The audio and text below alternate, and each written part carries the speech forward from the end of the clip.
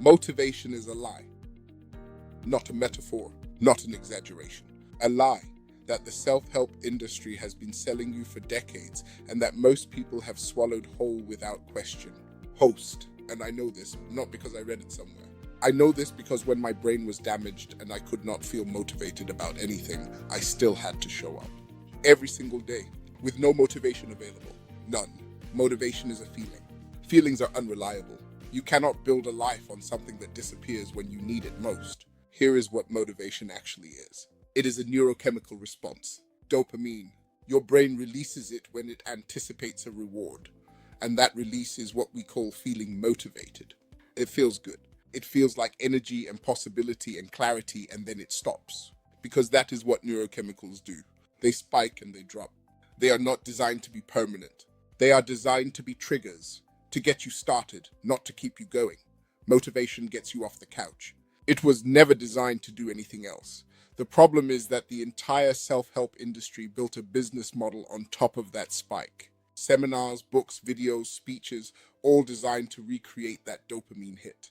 To make you feel motivated again, and then again, and then again. Because the moment the feeling fades, and it always fades, you need another hit. Hat is not performance. That is dependency. And most people are addicted to chasing a feeling instead of building a system. After my stroke, motivation was not available to me. Full stop. The brain damage, the fatigue, the fog. None of it left room for inspiration or drive or the feeling that anything was possible. Most mornings I woke up and felt nothing. Not sadness, not despair. Just nothing. And here is what I discovered in that nothing. The work still had to happen. The physio appointments, the cognitive exercises, the basic habits that kept my brain functioning. None of it waited for me to feel ready. None of it cared whether I was motivated. Discipline showed up when motivation didn't. Every single time. Discipline is not a feeling. That is the entire point. Discipline is a decision you make once and then honor repeatedly, regardless of how you feel when the moment arrives. You do not decide every morning whether to brush your teeth. You decided that once years ago, and now it just happens. That is what discipline looks like at full development. Automatic, feeling independent, unbreakable. I had to build that for everything.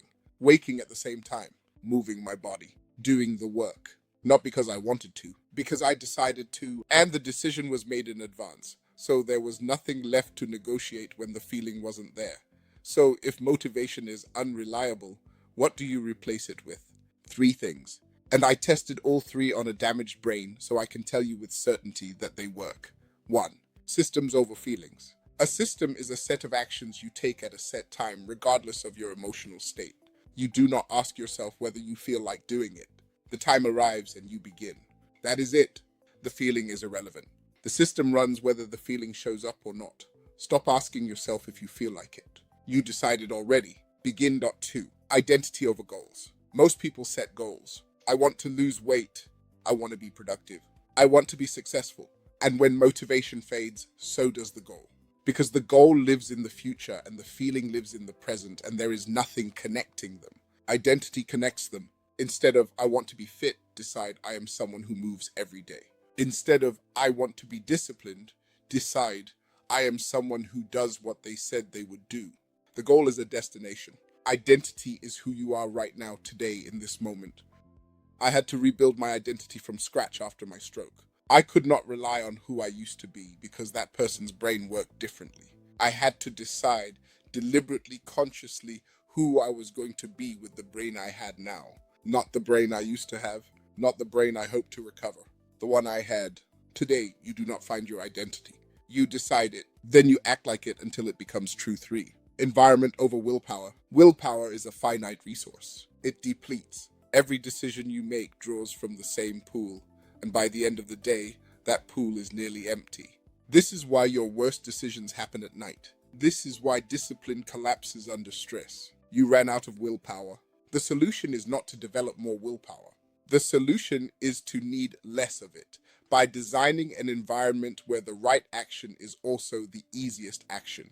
If you want to move every day, put your trainers by the door the night before. If you want to read, put your phone in another room and a book on your pillow.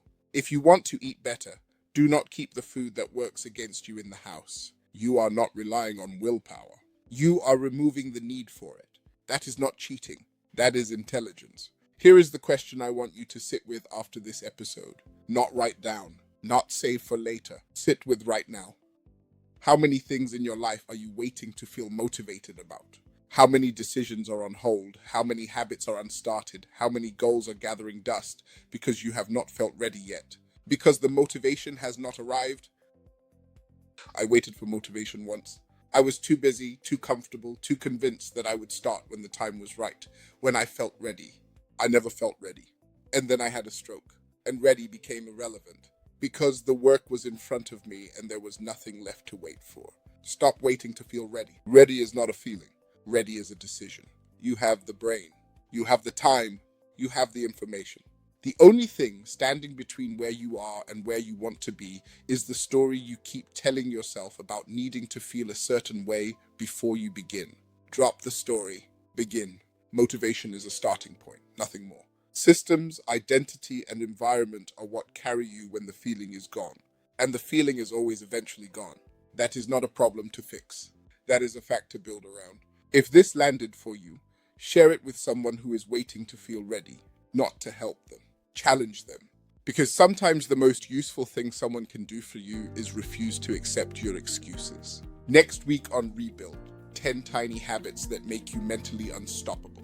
Every one of them tested during recovery. None of them require motivation to start. That is the point. I am Rebuild. Let's go.